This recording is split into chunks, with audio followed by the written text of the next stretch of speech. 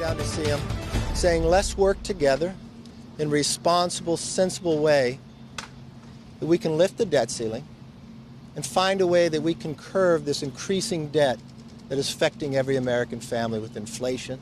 And now 3 banks of our 4 largest banks have closed, or in a debt problem. Nothing has changed since then. The only thing that has changed is the House has raised the debt ceiling and passed the bill. That's why we had a meeting today. Everybody in this meeting reiterated the positions they were at. I didn't see any new movement. The president said the staff should get back together, but I was very clear with the president. We have now just 2 weeks to go. If Chuck Schumer could pass something, we'd go to conference right away and solve that. But I don't think Chuck Schumer can pass anything. They haven't dealt with it. Unfortunately, the president has waited 97 days without ever meeting. Every day I asked, could we meet? And he said no. The House has raised the debt ceiling in a responsible manner, curb our spending at the same time, bring us economic growth. And I asked the president this simple question. Does he not believe there's any place we could find savings? He signed a bill that the House passed, became law, that the pandemic is over. We have $50 to $60 billion that have sat out there that have been appropriated for more than 2 years that we could pull back and save the taxpayer money. We could put in growth packages that help us economically, cutting the red tape so we could build things in America again. We could have items that he actually voted for, like work requirements that just passed in Wisconsin with 82% of the vote, to help our supply chain get stronger.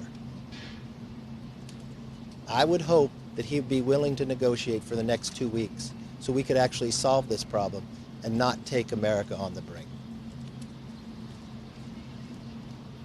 Well, as I think all of you know, I've been through a few debt ceilings over the years. Let me first make the point, the United States is not going to default. It never has, and it never will. However, elections have consequences. We now have divided government. We didn't have divided government last year.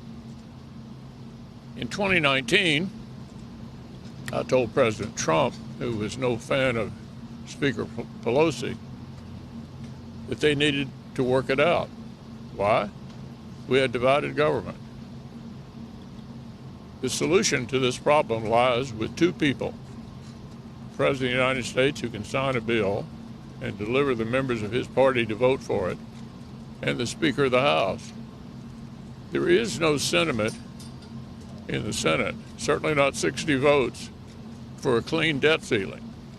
So there must be an agreement, and the sooner the President and the Speaker can reach an agreement, the sooner we can solve the problem.